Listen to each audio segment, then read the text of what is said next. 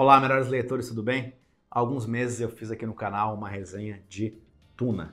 Todo mundo que viu esse vídeo viu o quanto eu gostei dessa obra, do seu universo excepcionalmente bem construído e da fantasia aí que também permeia essa obra, já que temos diversos elementos de ficção fantástica bem presentes, por exemplo, com as Bene Gesserit, os Vermes de Areia e até mesmo a presciência do Paul Atreides. Depois daquele vídeo eu prometi nos comentários que continuaria resenhando a série, e aqui estou eu de volta para fazer uma resenha de Messias de Duna, o segundo volume dessa incrível saga de Frank Herbert.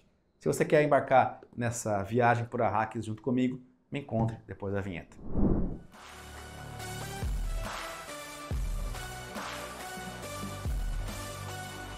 Olá, melhores leitores, tudo bem? Hoje nós vamos para o planeta Arrakis, mais conhecido como Duna. Sim, depois de alguns meses voltamos aqui no canal para fazer uma resenha de Messias de Duna, o segundo volume dessa saga. Quero frisar aqui que Messias de Duna é posterior aos acontecimentos do filme Duna Parte 2, isso porque a história do livro 1 foi dividida em duas partes. Esse aviso é muito importante, né, para quem não viu o segundo filme, não se confundir e também não se deparar com nenhum spoiler. Bom, esse livro ele se passa 12 anos depois do fim do primeiro volume, já com Paul Atreides como imperador, como vimos no fim do primeiro livro. O foco do livro continua em Arrakis, agora como centro do Império, mas o livro passa a explorar o surgimento de uma espécie de culto em torno de Paul como verdadeiro Messias, um Muad'Dib. Esse culto inicia uma jihad, ou seja, uma guerra santa em seu nome, que se espalha pela galáxia, abordando temas como o poder da fé e suas consequências. O livro passa a abordar o desafio de governar o imenso Império Intergaláctico que Paul conquistou e também as implicações de suas visões prescientes, ou seja, que antecipam os acontecimentos. Para quem é fã de Star Wars, esse livro é uma espécie de O Império Contra-Ataca, né? Afinal, o surgimento de um ser assim poderoso inevitavelmente geraria uma reação de opositores, e isso é bem tratado nesse livro, assim como o perfil cada vez mais sombrio do próprio Paul. Temos destaque para Alia, a irmã de Paul, que aparentemente já está se tornando uma mulher aqui no livro. Não dá para saber exatamente a idade que ela teria, mas eu chutaria algo em torno de 18 a 20 anos por aí. E como ela passou por algumas situações no primeiro livro, quando Jessica estava grávida, ela também tem a presciência. Para quem não lembra, né, a Alia nasceu durante o clímax do primeiro livro, quando sua mãe, Jessica, ingeriu a água da vida, ou seja, a especiaria melange em sua forma pura durante a gravidez. Isso resultou em Alia nascer com plena consciência e memórias de suas vidas antepassadas.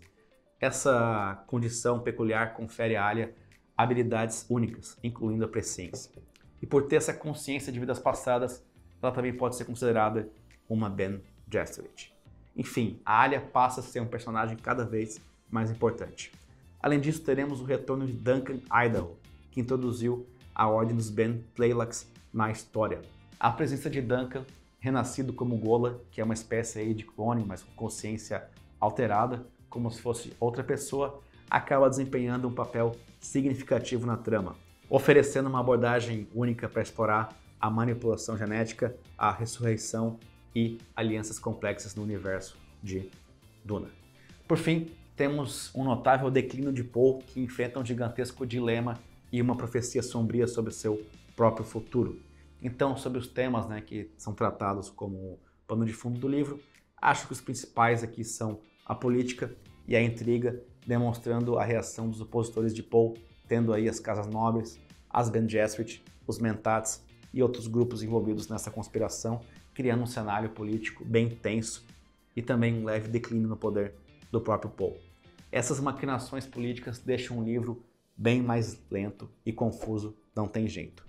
Também é tratada, né, a Guerra Santa e as implicações filosóficas que o próprio Paul sente ao saber que tem bilhões de pessoas sendo mortas em seu nome. Afinal, ele virou mesmo um deus, e esse também é um tópico de bastante destaque no livro, como que líderes lidam com guerras em seus nomes. Temos aqui também as implicações morais de trazer alguém de volta à vida e o preço que se paga. Até pensei um pouco antes de fazer essa resenha se citar a volta de Duncan Idaho seria um spoiler, mas acho que não, porque já está isso bem claro desde o começo das páginas do livro ali, praticamente. Mas tem isso, né? As implicações e o preço a se pagar para trazer alguém de volta. Esse fato talvez seja um dos grandes dilemas apresentados aqui para o Paul, e acho que seria para qualquer um, né? Que é, qual seria o preço caro demais para trazer de volta alguém que você ama? E por último, temos a inevitabilidade do destino. Ou seja, mesmo o mais perspicaz dos seres acaba tendo que aceitar o destino, porque ele não tem como fugir disso. Bom, acho que já dei um contexto geral da obra aqui nessa resenha de Messias de Duna. Não quero entrar muito na história para não estragar para alguém que eventualmente não tenha lido. E agora eu vou fazer uma avaliação da obra em si. Primeiro eu quero comparar um pouco com o primeiro volume. Esse aqui tem apenas 254 páginas, ou seja, um pouco menos da metade do livro 1. A edição da editora Aleph é impecável, assim como também a do primeiro livro. Apesar de ser bem menor, o livro cresce em complexidade, tanto da trama quanto da linguagem em si. E é engraçado porque eu esperava o contrário.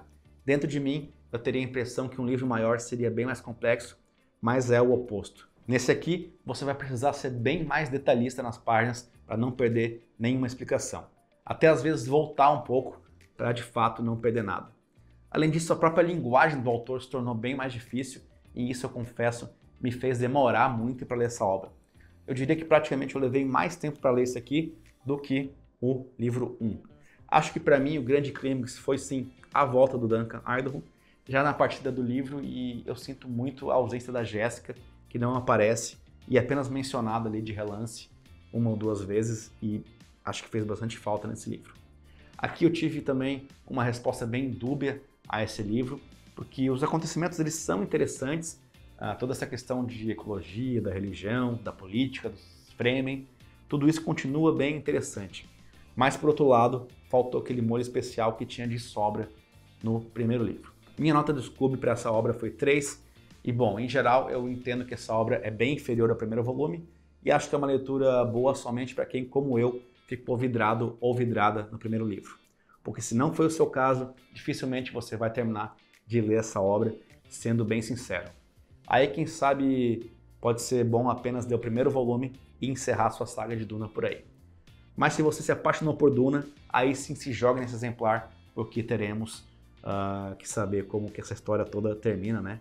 Pelo menos eu tenho que saber. Aliás, estou deixando fixado nos comentários um link com um guia de leitura que traz a ordem e a sinopse dos 6 livros escritos por Frank Herbert, ou seja, as 2 trilogias de Duna. Se você tem interesse nesse universo, pode checar tudo isso abaixo. Lembrando que ao clicar em qualquer link deixado por mim aqui na descrição ou nos comentários, você ajuda na manutenção do canal. E aproveita também para curtir o vídeo, se inscrever e enviar esse vídeo para alguém que seja fã do universo de Duna.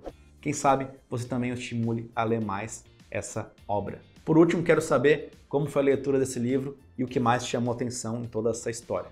Estou bem ansioso para saber o que vocês acharam de pontos principais nesse livro.